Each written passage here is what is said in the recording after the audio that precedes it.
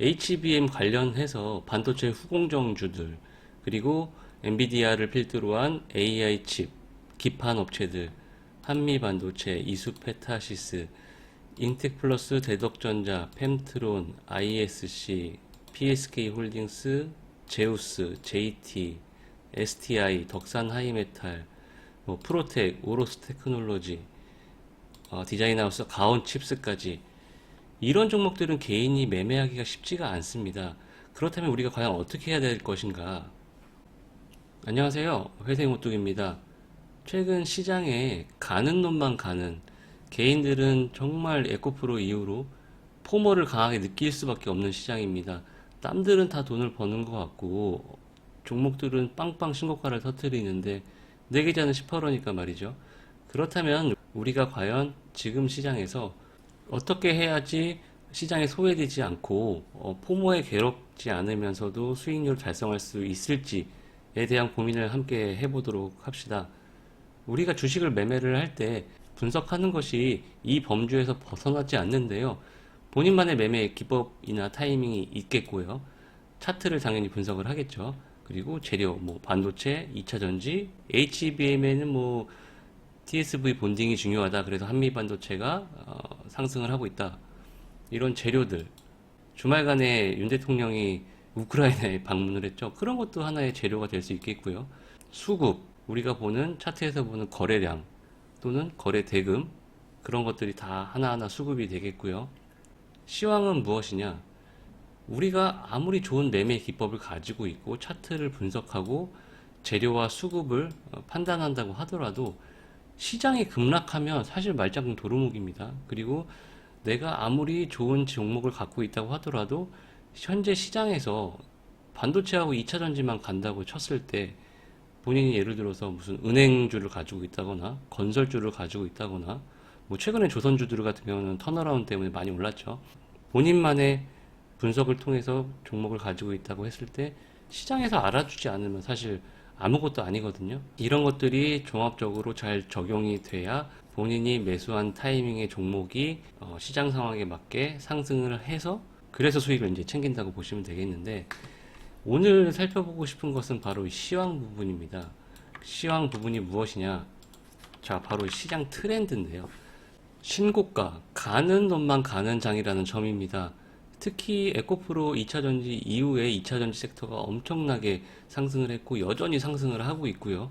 그 다음에는 반도체입니다. 이수페타시스, 한미반도체를 필두로 신고가 종목들이 속출을 하고 있죠. 그래서 지금 시장 트렌드는 가는 놈만 간다, 가는 섹터만 간다 라고 보시면 되겠는데요. 그러니까 개인들은 참 재미가 없는 시장입니다.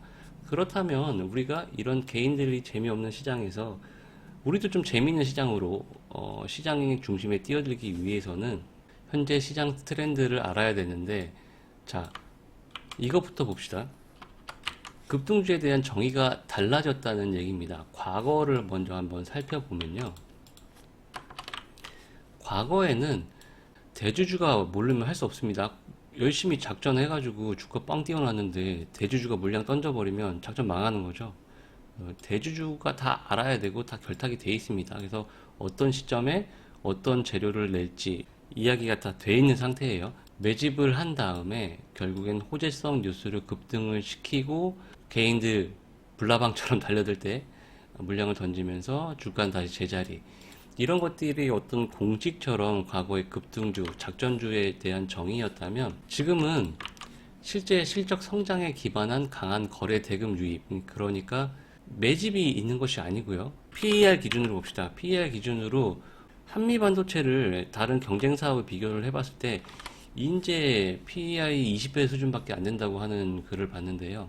아마 지금 시장에서는 PER이 100배까지도 가는 종목이 많이 나올 것으로 보여지는데, 이것들이 미래에 달성할 수 있는 실적을 현재 주가로 당겨온다는 개념으로 보시면 될 것 같아요. 그래서 지금은 과거처럼 잡주들 매집해서 뉴스를 급등시킨 다음에 제자리 가는 게 아니라 실제로 성장하는 섹터, 그런 사이클에 기반된 강한 거래대금 유입, 강한 거래대금 유입이라는 것을 자세하게 보면요. 지금은 상한가가 30%고 VI 제도도 생기고 투자 주의, 투자 경고 이런 제도들이 많이 생겼는데, 이런 과거에는 상한가도 낮았고 VI 제도도 없었고요. 그렇기 때문에 상한가, 3상, 4상, 5상 이런 것들이 쉬웠습니다. 투자 주의 제도도 별로 없었기 때문에 이런 것들이 쉬웠지만 지금은 시장 감시 제도가 상당히 발전을 했죠. 옛날 같은 그런 작전주는 거의 요즘에 나오기가 힘든 상황이라고 보시면 되겠고, 그렇다면 최근 급등주는 무엇인가? 바로 큰 종목이 더 잘 간다. 큰 물에서 노세요라는 말씀을 드리고 싶은데요. 지난 목요일 신고가를 돌파한 한미반도체 차트를 봅시다. 상한가를 달성을 했는데 이날 매수의 주요 세력이 바로 프로그램 매수입니다. 영웅문에서 0778 메뉴에 들어가시면 일별로 시간별로 프로그램 매수를 확인하실 수 있는데, 최근 시장 트렌드가 외국인의 강한 프로그램 매수로 주가를 급등시킨다는 것이죠. 그날 프로그램 매수가 선택받은 종목이 급등하는 그런 상황이 계속 발생이 되고 있는데, 개인 큰손의 관점에서도 신용 미수 자금이 유입되는 종목, 그러니까 작은 종목들은 이런 레버리지 투자가 안 된다는 점입니다. 그리고 투자 주의가 하루짜리가 걸리게 되면 이런 레버리지 자금이 유입이 안 되죠. 하루는 묶이기 때문에. 그런 것들이 주가 조정의 이유가 되기도 하는데요. 지금 개인들 큰손들도 이런 한미반도체, 이수페타시스 이런 종목들, 에코프로 이런 종목들은 본인이 가진 돈에 풀 레버리지를 써서 매매를 한다고 하더라도 충분히 시장에서 거래 대금이 많기 때문에 다 받아준다는 점입니다.